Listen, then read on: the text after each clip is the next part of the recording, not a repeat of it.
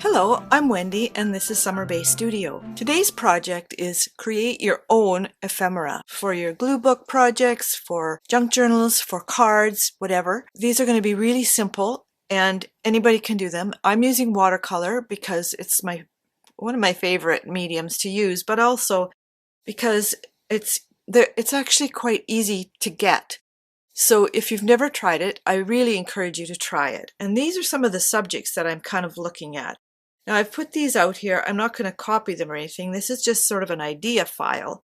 And what I'm going to do is fruits and vegetables, some flowers or whatever, just little pieces that are everyday things. For example, if you have an apple in your refrigerator, you can use it as a subject. If you don't, all I have to say is the word apple and you will know what I'm talking about and a picture will form in your mind and then you can draw it.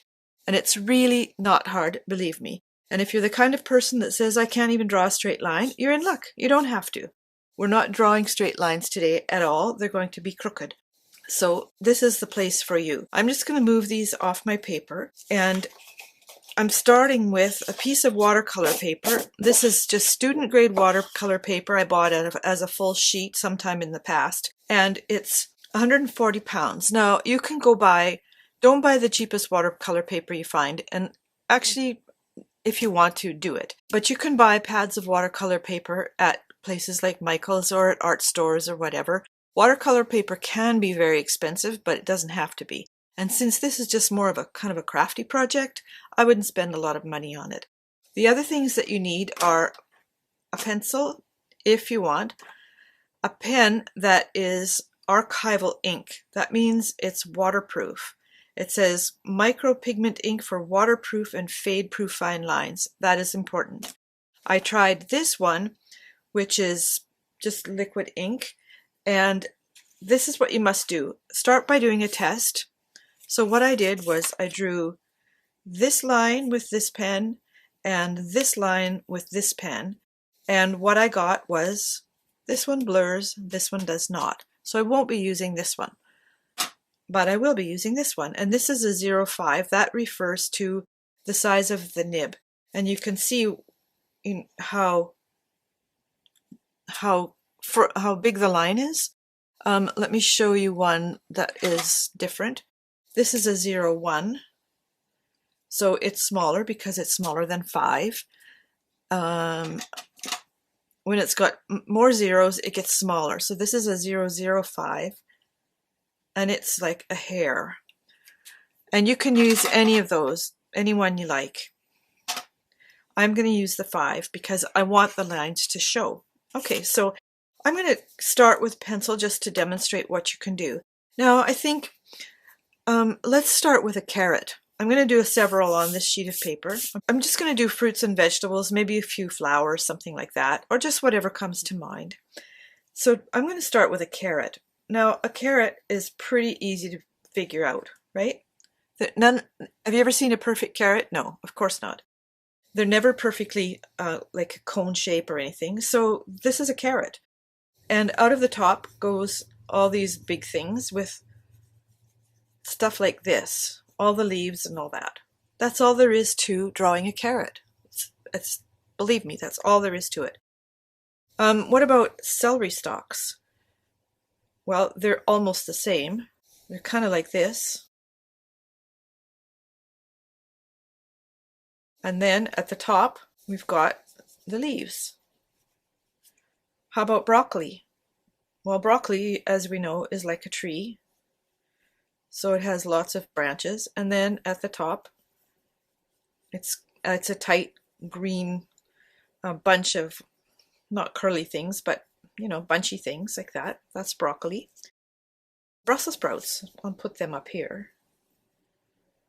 They're like little cabbages, or what my dad used to call horrible little cabbages because he didn't like them.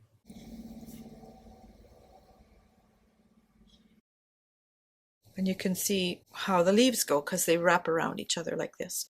Now if I want to move on to something really exciting like an apple, I'll just show you this one again. An apple is basically spherical. So it can be a little oblong, it can be more bumpy on the bottom or whatever. This one here is someone else's art and it's just basically round, and you can do them however you like. So I'm going to just do like this shape. It's a little bit lumpy. The stem comes out of the top like that, and then there's a bit of a shoulder here around it. That's all you have to do. You can put leaves on it if you want to. What about a pear? We know what a pear looks like. It's bigger at the bottom. Has a stem like that. That's all there is to it. You can do an orange. You can do cherries. Cherries are one of my favorite things. They're a little bit more pointy at the bottom usually. And the stems come out like this. That's all there is to that. Here's some mushrooms. And I'm actually going to kind of copy this. Does it matter if it comes out the same? Absolutely not. This is, by the way, is just an HB pencil with a fine lead. And when you look at pencils, they have those numbers and letters on them. Let me explain what that means. This one is, for example, a 4B. This one is a 2H. HB is right in the middle. The B's get bolder, the H's get harder. That's a very simple thing to remember. And they're both good for whatever reason you need them for. So there's my mushrooms. I like this little heart with the bow, so I'll use that. And I'm going to start with the bow. So the bow is just a little lumpy thing like this.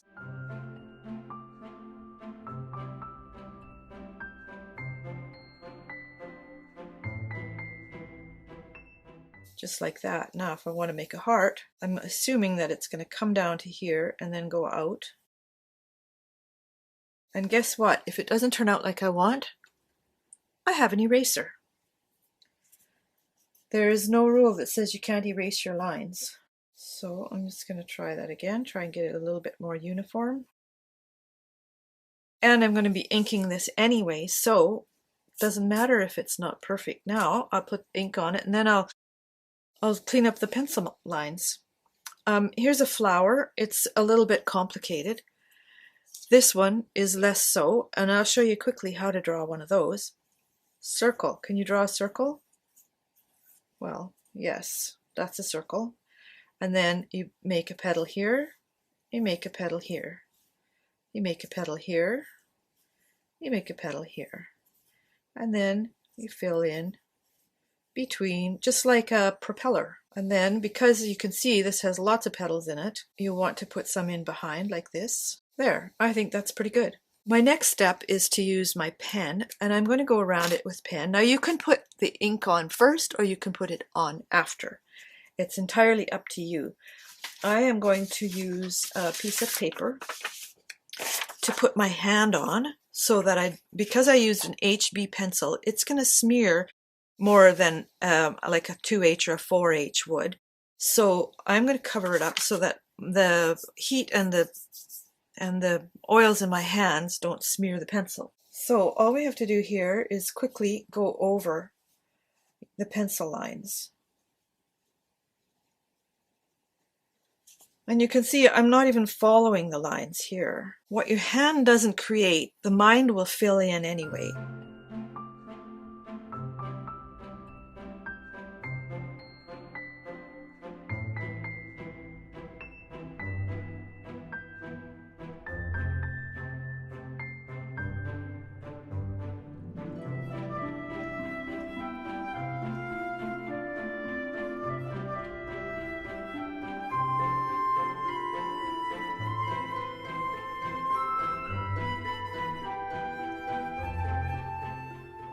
You want to be sure and wait till your ink is dry, because if you don't, you can smear it.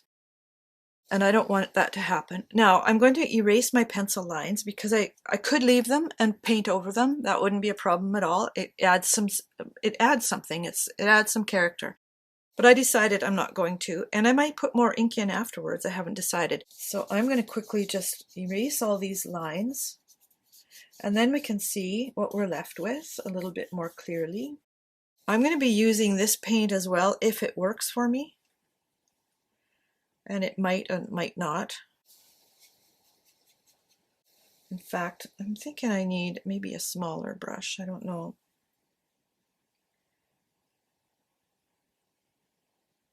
Okay, this is all there is to this. You don't have to stay in the lines at all. Celery. What color is celery? It's a pale green. That's too bright. It's actually Celadon,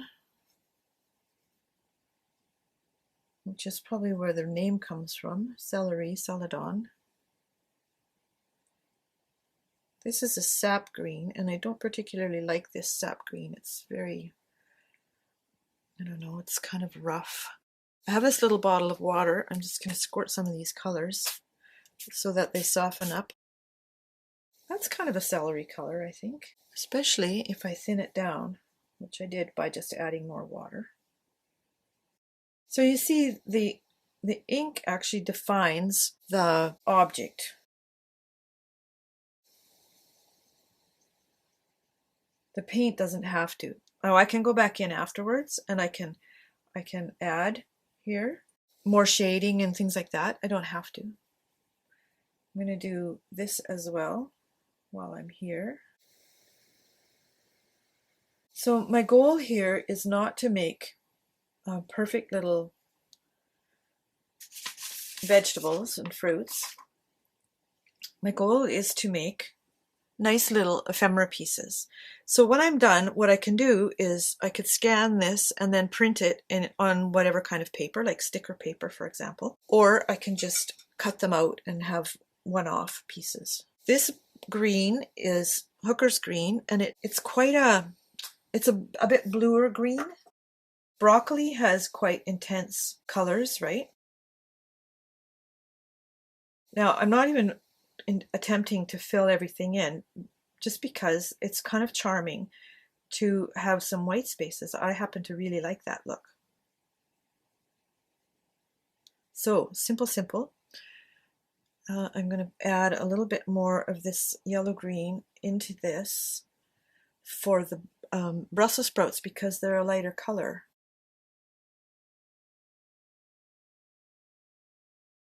Now if I look around here for more green, I've got these leaves. I think I would like to have them be a little bit darker.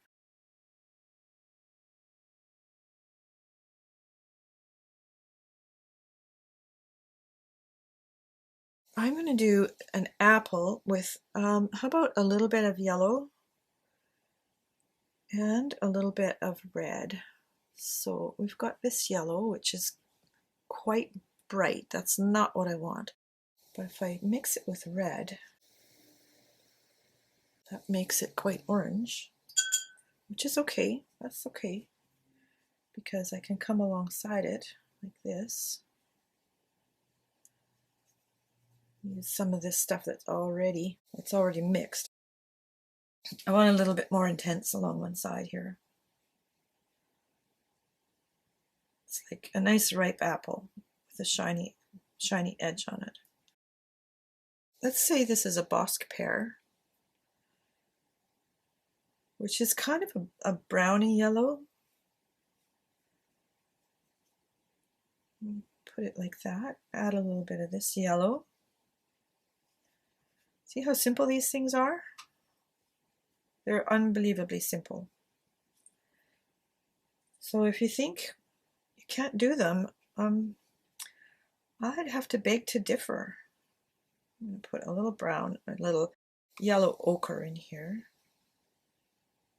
to make it a yellow pear. See? Now, my misshapen cherries. Cherry red is a little bit rosier red. So let's see. Well, that's quite pink. Madder. Let's try this one. I think that works as a cherry red. Now, because my ink is a little bit crooked, I'm going to shape my cherry with the paint, and then I can go back in and add another line of ink after it's dried so that it's got a couple of lines there, which is completely fine. Now here's a little trick you can do. Smaller brush, wet it first, take all the water out, and then you can pick up the paint like this. So it gives the impression of having a light spot on it. All right, a mushroom. Mushrooms are kind of gray-brown, I guess. Let's see. I'm going to use a bit of Payne's Gray, which is a blue. Oh, that works. Okay, so I used Van Dyke Brown and Payne's Gray. Payne's Gray is kind of like a blue-black, whereas Ivory Black is a black-black. So this makes a pretty good gray mushroom color, but I'm going to add a little bit of this color, which is raw sienna,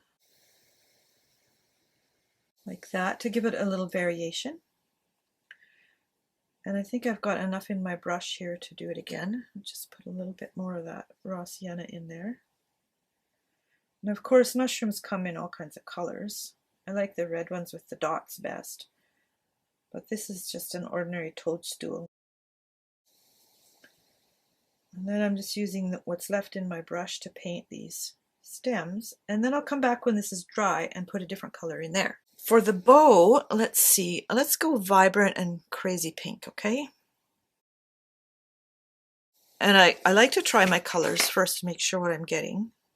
It's like, woohoo. That totally works. It's called Opera. And I'm going to paint the outside of this bow in this color and some of that. I'm not even worried about these little white spots because I like that look of sketchiness. Okay, so there's that. I'm going to leave it to dry because I don't want my colors to run. Now for my sunflower, I think we need like a really sunflowery yellow. Now all we have to do is fill these in. And as I've said before, I'm not worried about leaving little white streaks because it's part of the charm of it. And that's one of the lovely things about watercolor.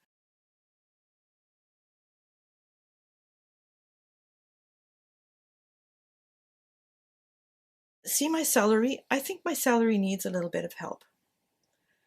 I think it needs a little bit of contrast. And I'm going to put it in there. Same here. Can make this side a little bit darker. And same here. Let's put a little bit of contrast in there. Can you see that? And even here. Because why not? Put a little bit of shaping on these. Let's go back in here because that paint is dry, and let's decide on a color for the heart because I put a pink bow here.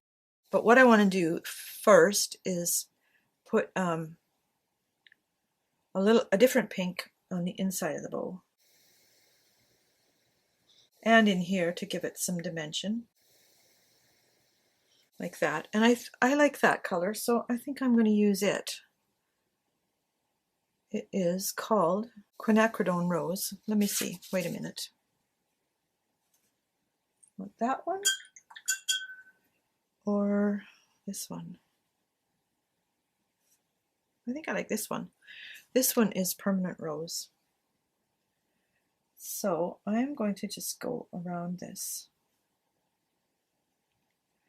rather carelessly because, like I said, I want sketches. These are sketches and I want it to be sketchy. Just need a little bit more water here.